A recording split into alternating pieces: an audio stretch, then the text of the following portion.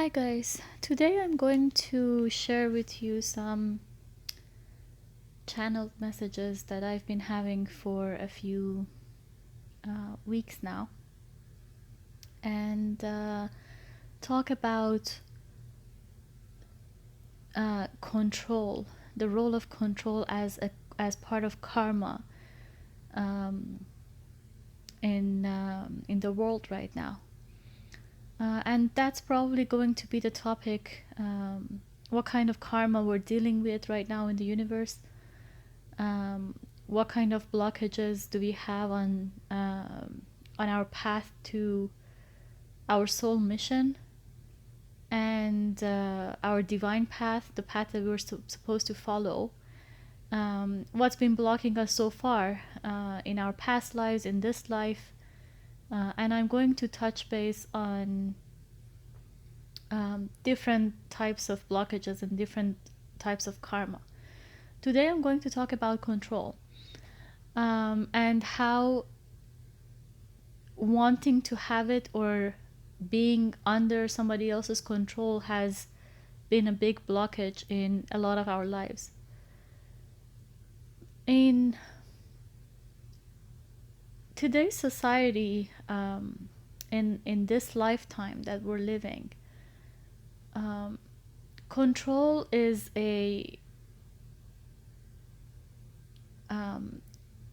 it's a symbol of power, or in another word, if you can show that you have control over something or someone, you feel powerful.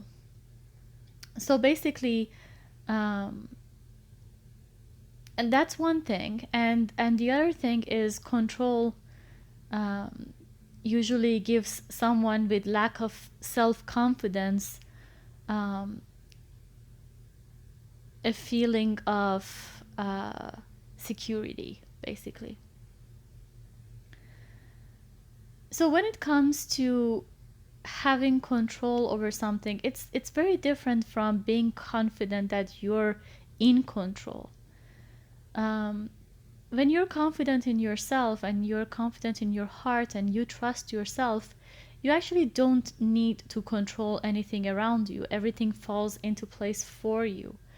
You don't have to constantly work hard in order to put your claws into something. You don't have to attach to anything.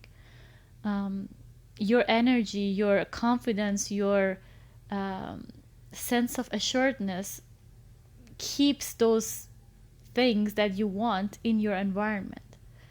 But when you don't have that self-confidence, when you don't trust yourself, when you don't trust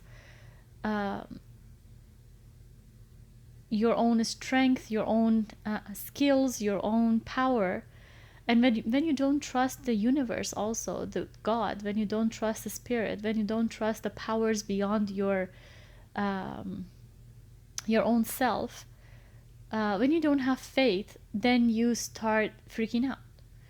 Then you start attaching yourself to what you like. A lot of it could be materials, like material belongings, houses, jobs, money, materialistic items. Or it could be family members, it could be friends, it could be society, it could be your teams, your circle, or it could be achievements. It could be your job. It could be your goals. It could be anything that you feel like you have to work extra hard to in order to keep for yourself.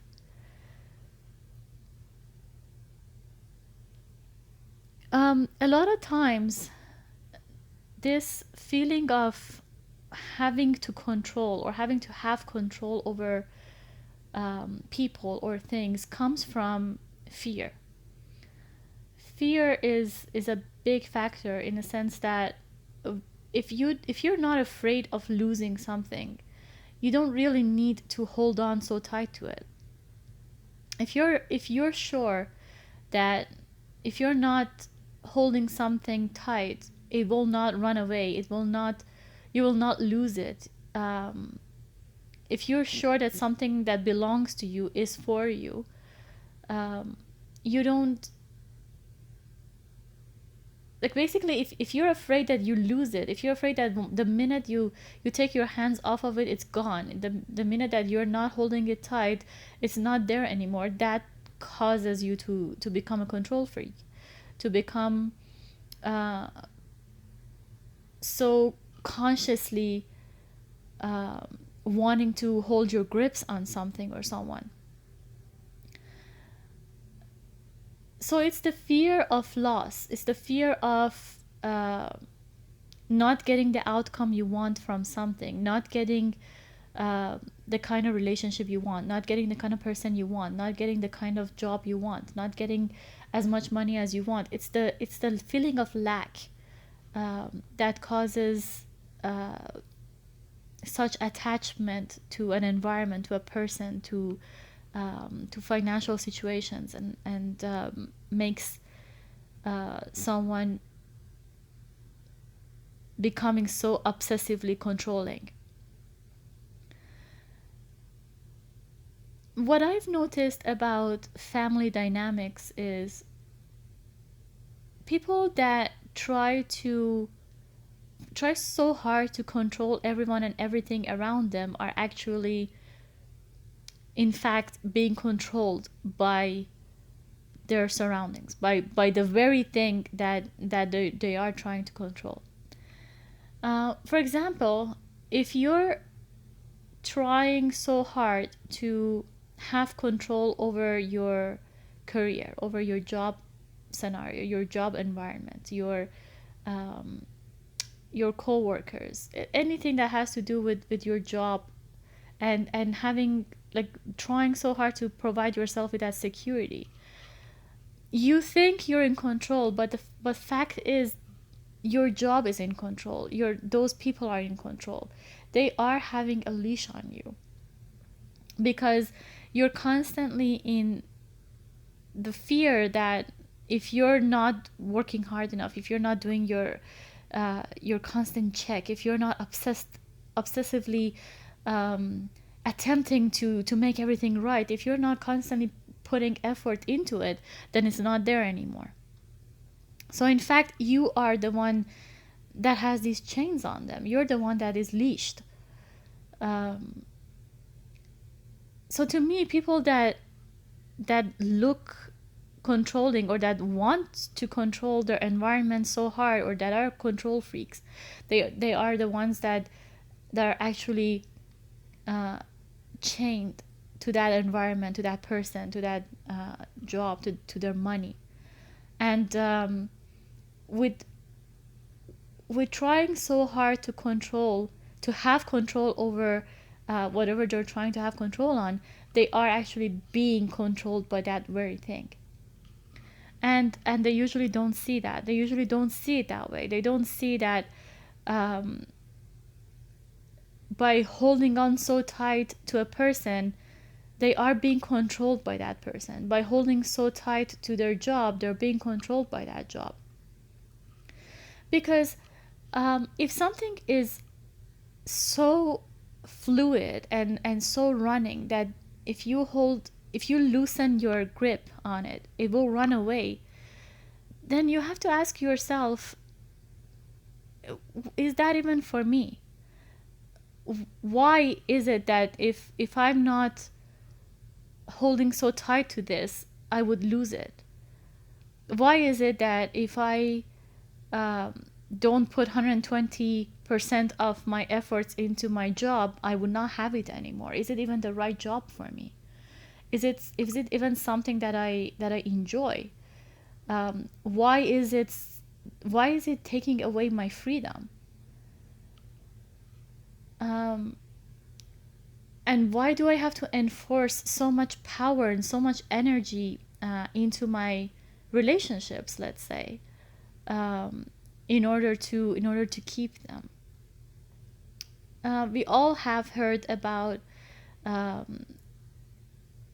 we all have heard the phrase that relationships are a work, are like a tree. You have to nurture it, you have to work on it, you have to put effort into your relationships, but relationships should not be works. It should not be like 100% um, like a full day job. It should not be something that you have to constantly um, put your energy into in the fear of losing it.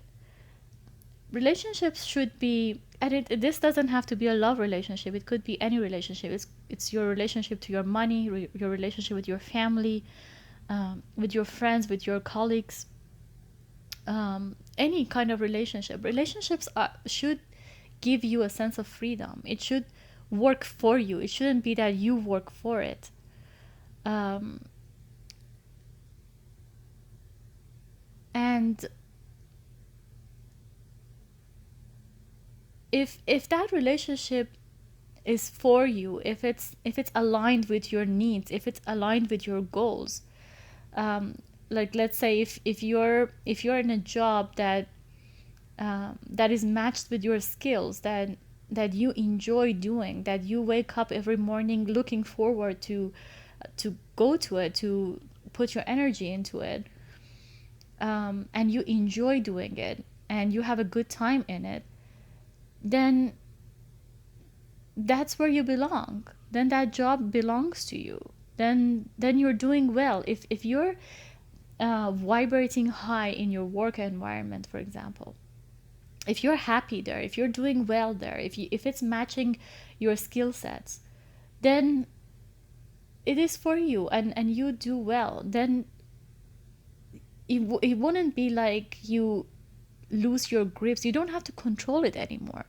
It's just flowing. It's flowing. It's just it's just aligned with you. But if you're in an environment that you don't really enjoy your work, for example, you don't like being there, you don't like your colleagues, you don't like what you're doing, you're only doing it for money, then you always have the fear of losing it because you know you don't belong there. So you start obsessing over it, you start wanting to keep it, but not in the right way, not by putting love and energy and warmth into it, but by holding tight to it, by obsessing about it, by looking at ways um, to tighten your grip on it, by looking at shortcuts, by looking at going around, how to go around with things, how to manipulate your coworkers, how to manipulate your boss, in order for you to keep that job, instead of actually putting effort into that job, instead of actually working and enjoying your time.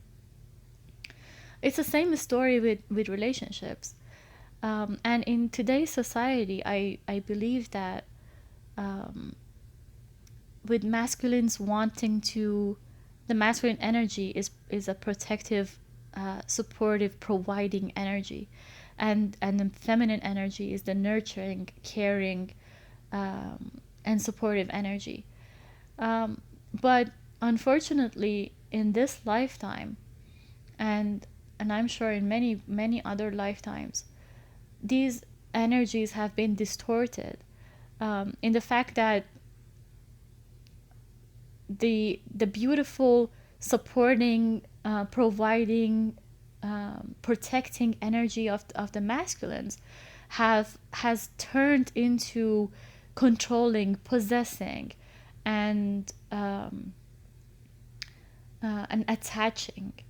Um, their need for protecting has become, has turned into a sense of controlling, um, and their sense of, and their need for providing has turned into possessiveness, and their need for support has turned into the codependencies and attachments.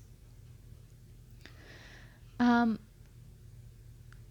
every masculine energy, I'm not going to say every man because it's not gender related, it's the energy. Every masculine energy wants to protect the feminine energy. They want to provide for her, they want to support her, and be that, basically the feeling of a roof above her head. But it has unfortunately become, it's in the teachings of families and society and schools and everything, that um, this beautiful energy, this beautiful need has become um toxic. um, and it's not just the masculine, it's the feminine energy is also related to this. It's a cause and effect, and effect and cause. It's just, it's both, it's a two-way arrow. Because the feminine energy is also uh, has become distorted. The caring, the nurturing, and the support, the feminine support, the feminine love has become distorted, in the sense that it has become manipulative. It has become toxic, in the sense that a lot of feminines show their nurturing side by manipulating the masculines into getting what they want, by, let's say, victimizing, by crying, by um, offering sex, by offering um, a distorted way of love. It's not a spiritual love. It's not unconditional love. It's not a love that has not doesn't want anything in return. They show love to get something in return.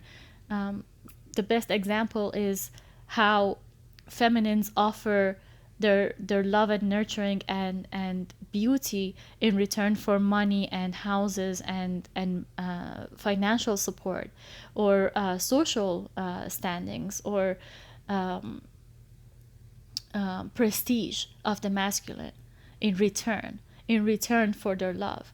So instead of feminines giving uh, their feelings and their emotions into a nurturing relationship for the fact of nurturing the relationship, they're using it as a tool to get the masculine's protection and financial support. And that's the distorted part, because now if the masculine is looking at the feminine, saying that she is only loving him if he is providing finances, providing money, providing shelter, providing a social standing, image. That's the only time that he gets her love and her nurturing and her support, or that's how he gets laid. That's how he gets to show her around. That's how he gets her energy and her body and her maybe her financial involvements, her financial assets, her image also. Then it becomes like a business deal. Then these energies are exchanged in a toxic manner. Then it's not unconditional anymore.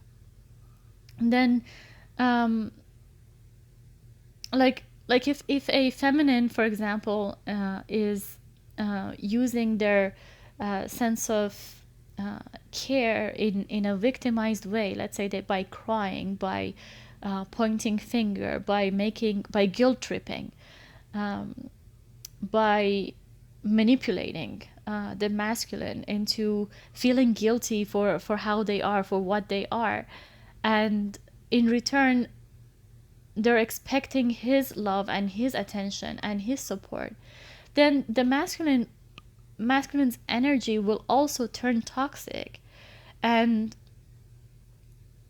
it will not be real anymore. I'm not sure if I'm explaining this very clearly, but there is a lot of downloads that I get about this, on how these energies need to be reset back to an unconditional real way that they were created in us, in our souls. Our souls are capable of loving and protecting and providing unconditionally. We are all complete entities. We don't need anything in return for what we have to give. It's only that in our encounters with people that take from us and don't give anything in return, is that we start feeling voids inside us, and we start giving more than we take, and we start running dry. But if everybody is practicing the art of giving unconditionally, and the art of loving unconditionally, and nurturing and protecting and supporting and providing in its healthy way, then there wouldn't be any distortion in energy, and there wouldn't be any toxicity, and we would raise our vibrations, and we would end up much happier than we are right now.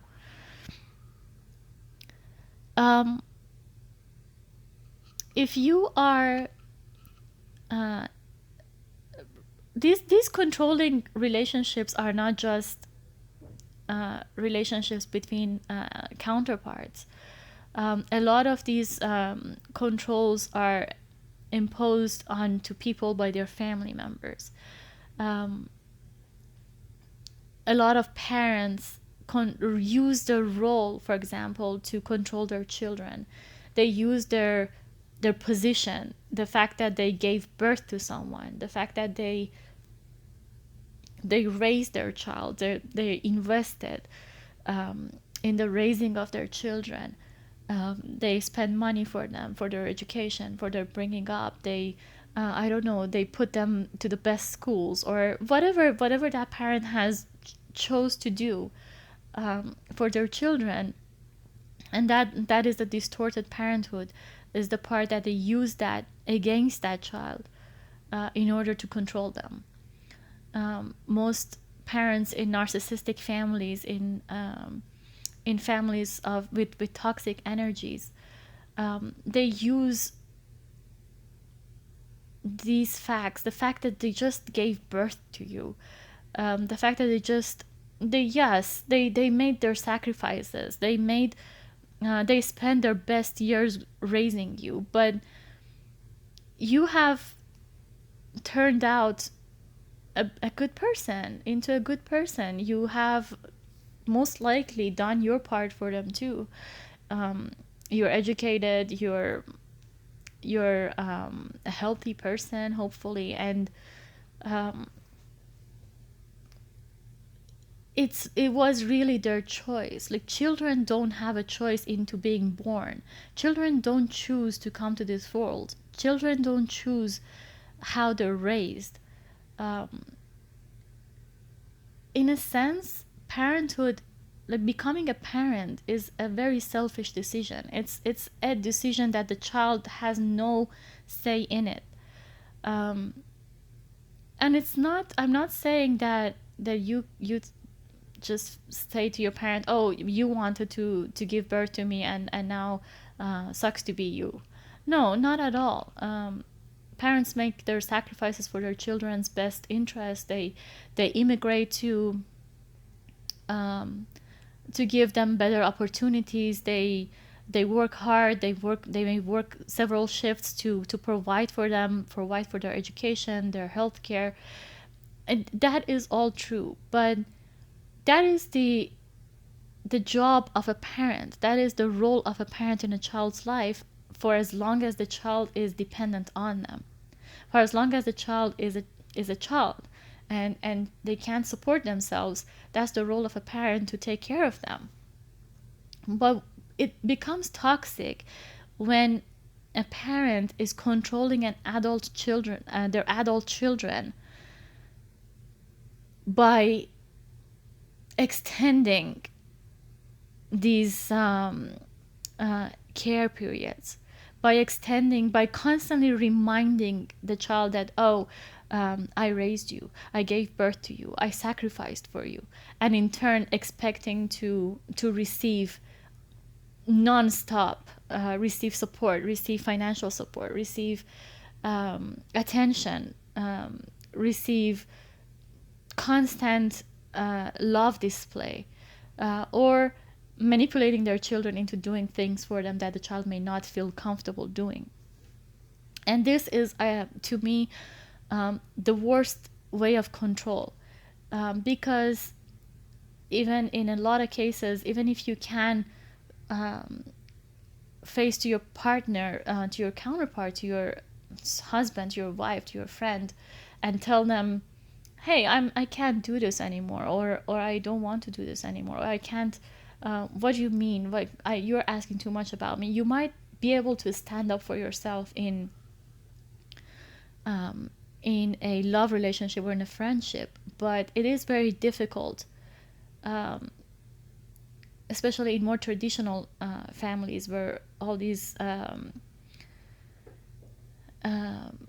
respect for parents and for elders has become, it's interwoven into that culture. It becomes really difficult to stand up to the parent and defend yourself, and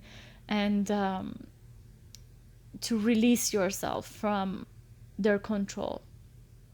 But what you have to know, what you have to realize and always keep in mind is, it's always possible to keep a decent relationship. I'm not saying a good relationship, because I'm sure once you try to loosen the leash they have on you, it will cause a lot of turmoil sometimes, and it will cause backlash and gaslighting and all that, and all the toxic reactions that they might have. But you can respect your parents, you can love your parents, and you can give to them, and you can be there for them in a healthy manner. You can do that. You can give back to your parents and take care of them and support them and provide for them if they need you to do. And I'm saying if they need, not if they want, because parents might want so many things, and feel entitled to receiving that, just because they're your parents, just because of all the reasons I just talked about, and all the excuses and all the tools that they use to control their kids and their environment. But it is possible to love them without being leashed, without being controlled, without being chained to their drama, to their games. A lot of parents are easily capable of manipulating their children. What I've noticed in most narcissistic, toxic families is, they use tactics like, enforcing by power, like forcing their children to do something by authority, by a sense of authority. And if that child is not falling for that, they might become, they might fall into victimizing, they might cry. And this is mostly in mothers, and some fathers too, or some grandparents of the family, usually the elders, where they demand love and respect in return of all the years they spent for you. It's all the crying they might do to make you feel guilty. Their silent treatments. They stop talking to you all of a sudden. They might tell your siblings and your family about how cruel you are, how what a disappointment you are, and how what a disgrace you are for not respecting them, or not loving them, or not giving to them, now that they are old, and now that they are not capable, and now that they're not up to their best years are behind them, and all that. And these are all forms of manipulation and control. These are all tools, and they're all different colors of leash that they have on you. One day they put the red leash on you, one day they put the blue leash on you, but you are leashed. And what you have to remember is, a family is not a zoo, and you're not an animal, you're not a pet, you're their child. I have a dog, and I let my dog walk off leash because I trust him. He's not gonna run away. He's not going to bark at anyone. He's not going to bite. He's not. Um, he's just gonna walk beside me, and I trust him, and he trusts me, and we have the best relationship, even with a pet. So why is it that some families feel like they need to control each other in order for the family dynamic to work? That is, to me, the most toxic environment, and I try to stay way away from such families, and resolve that in my own family too. um, Control, um, and like controlling and being controlled are um, the same thing, and it happens to the same person. The one, like I said, the person that thinks they are controlling their environment are actually being controlled by their environment, because that environment that they're trying to control becomes priority in their life. It becomes a swamp for their energy. It sucks all their energy out of them. It disables them from investing in something that would help them grow, that would help them flourish. Um, and as a result, these people start aging rapidly. They have all kinds of health issues. They have anxiety. They can't sleep at night. They might cry. Um, they feel heartbreaks. They feel disappointments, and it creates such an unhealthy, sad environment, that is really every day of that life becomes like a day in prison. And basically, if you're in such a dynamic, you're in prison of your own creating. um, the harder you try to control something, the tighter its leash is on your neck. The harder you're trying to make sure you have a hold on something, the harder that thing is holding on to you. um,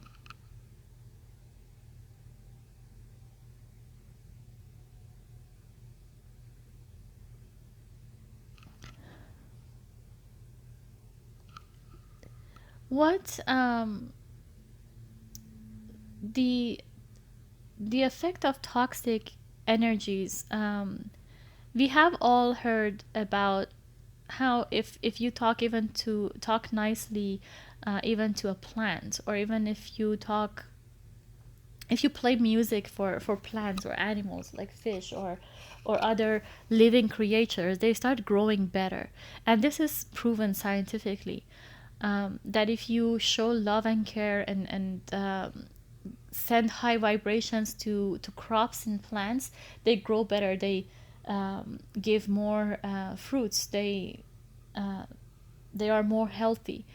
So how is it that we as humans put ourselves uh, into toxic environments, or create toxic environments for people around us, um, and expect to thrive and expect to grow in those environments? Toxic environments, toxic families, toxic relationships, where there is a sense of control and leash on people, and they're chained to to that connection, to that environment, to that family.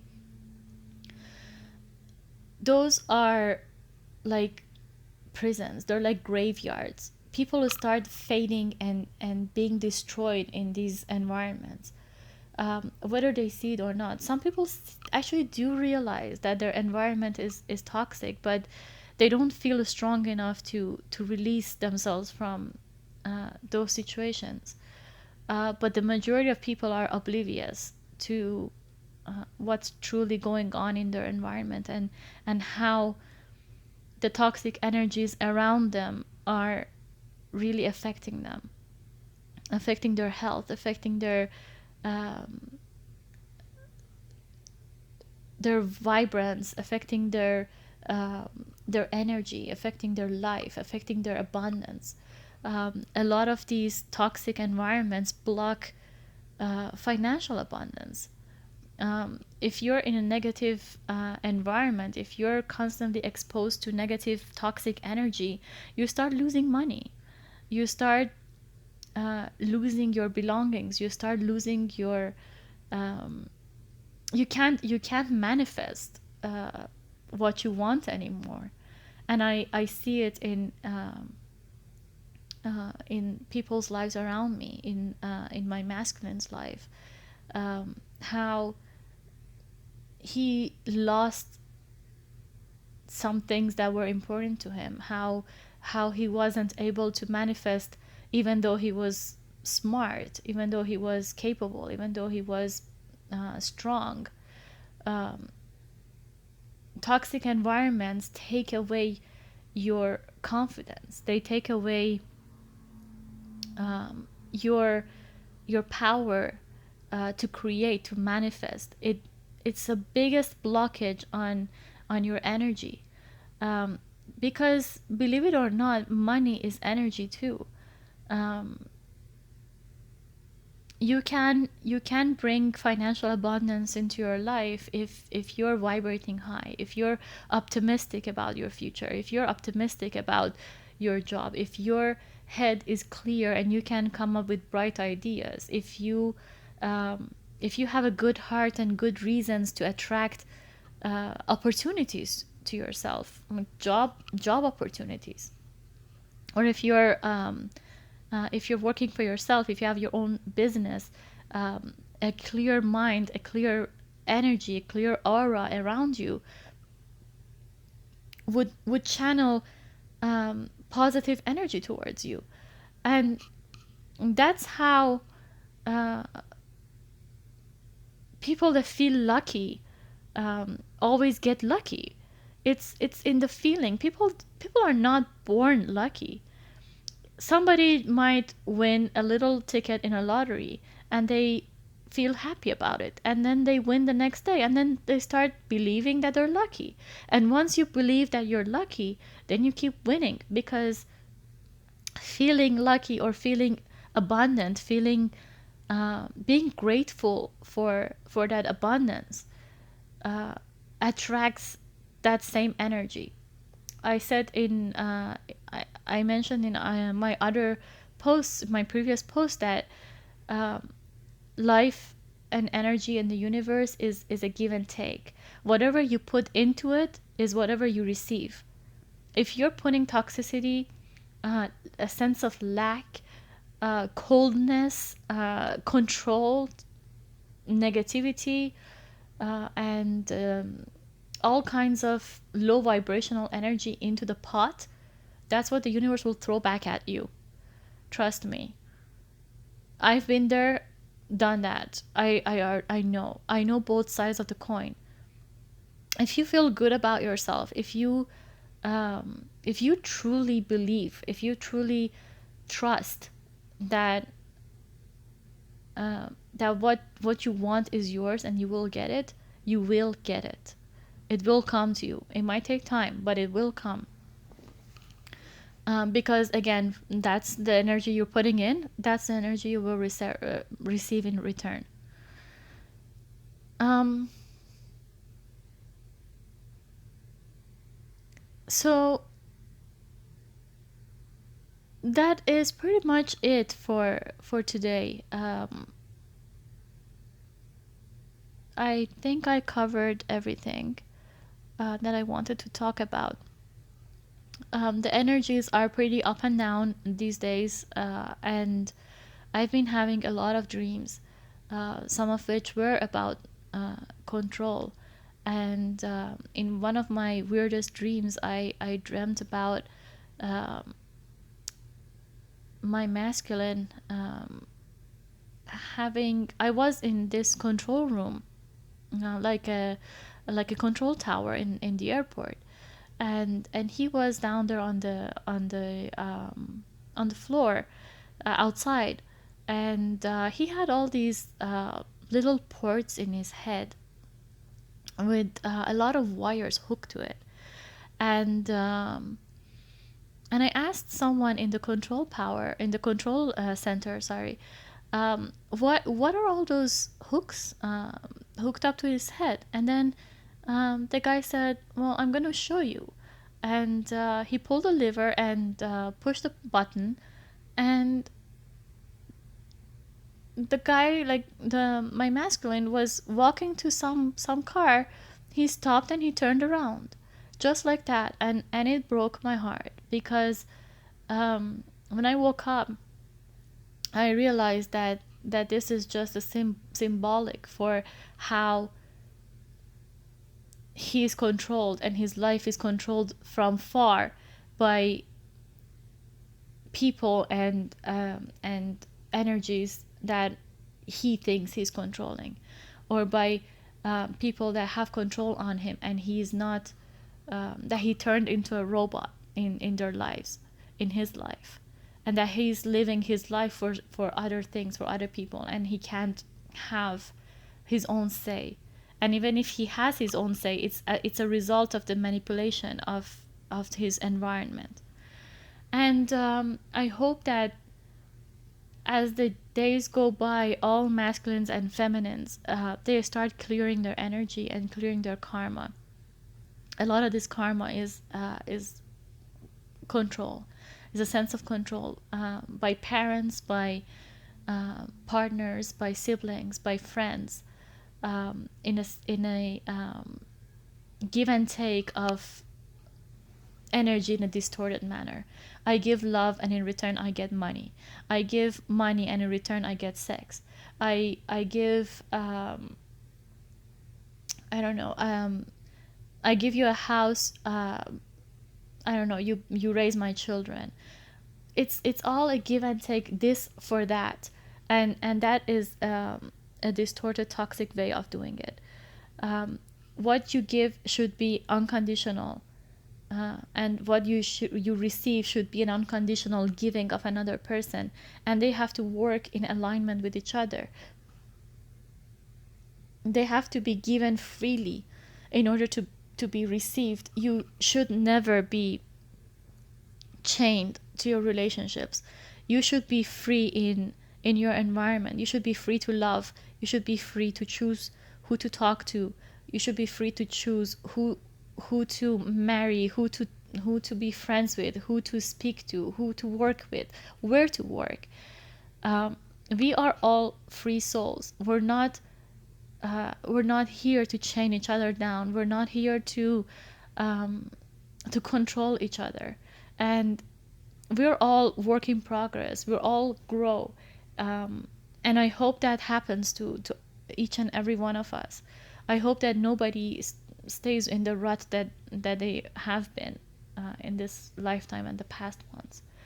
And that we all get to liberate, and release ourselves from the chains that are blocking our soul from reaching its ultimate happiness, which is unconditional love and freedom.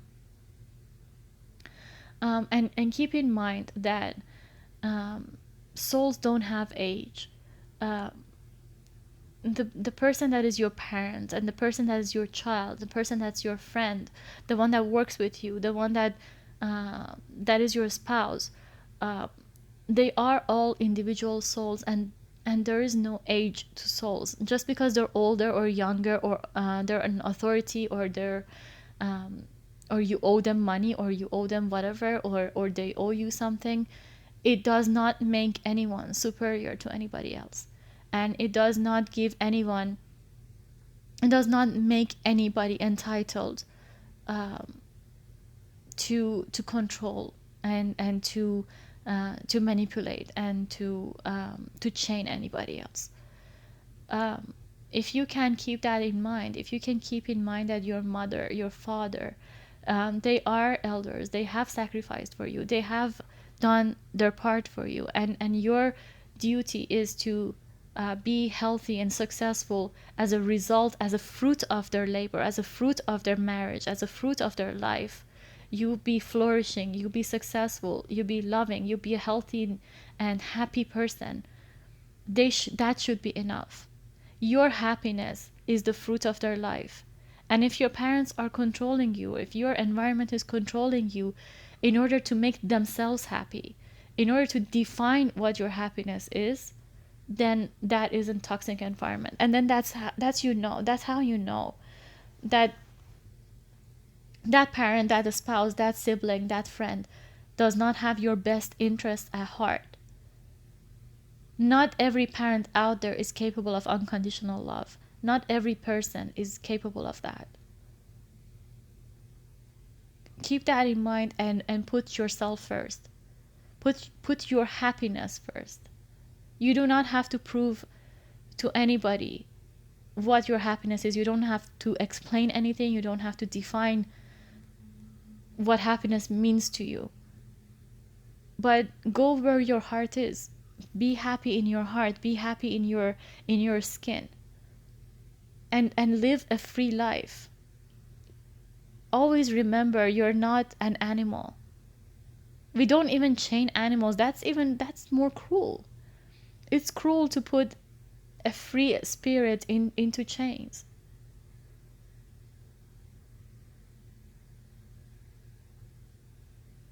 You're not a car that needs to be locked up. You're not anybody's possession to be locked up and chained. You're born free. That's your birthright, to be free and happy.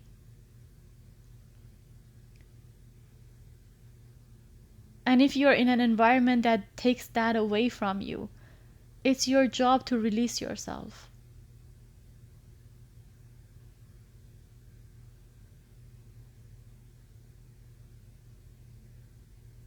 I hope this helped. I will talk to you later. Subscribe to my channel if you enjoy the content I provide. And follow me on Instagram. I leave the link below. Thank you, and have a nice weekend.